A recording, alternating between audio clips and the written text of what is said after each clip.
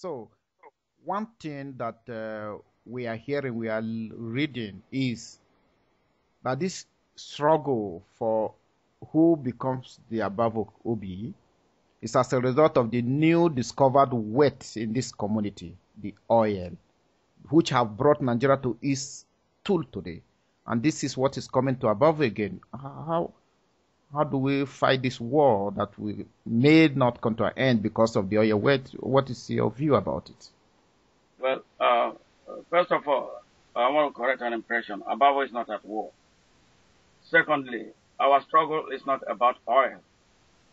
Oil was first discovered in Abavo in the 70s. It didn't bring war then, and it shouldn't bring war today. Our struggle is a struggle for enthronement of justice, and that is the hard and fast of it. It's not anything that has to do with oil. Uche brings up the oil gimmick as an escape from reality. This struggle is not about oil at all. And I remember him lying to a lot of people because I read the Nigerian news and all that, where he will always say that we were fighting him because of oil.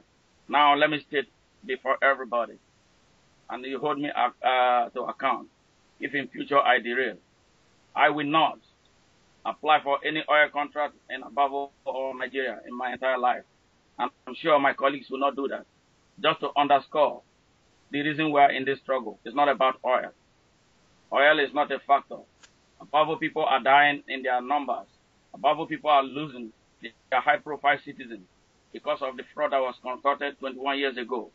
That is the reason we want justice done. And the reason they are dying is because of the fraud that was committed. And even in the presence of our overwhelming document to that effect, that his father was not supposed to be the Obi of Abavo, and by extension himself. He's a beneficiary, the second beneficiary of fraud in Abavo history. Uche must go, and that is what we're asking for. It was insinuated that you, because you lost a fight to get a contract in this oil drilling company, that is where you came into this picture to say, no, if you denied me my right to get a contract, then I will fight you out of this your position. Is that true?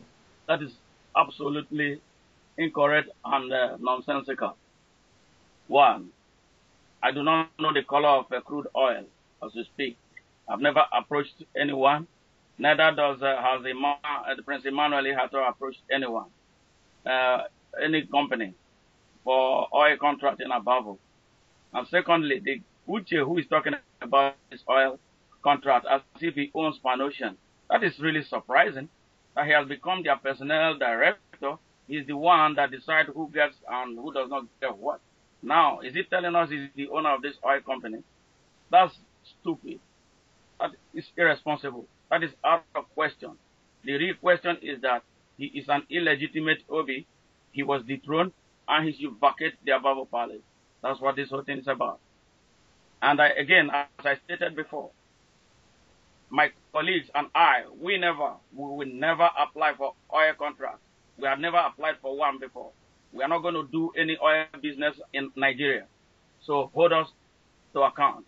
If in the future you hear that I'm trying to run an oil business, then please make sure you save this interview so the world can use that against me.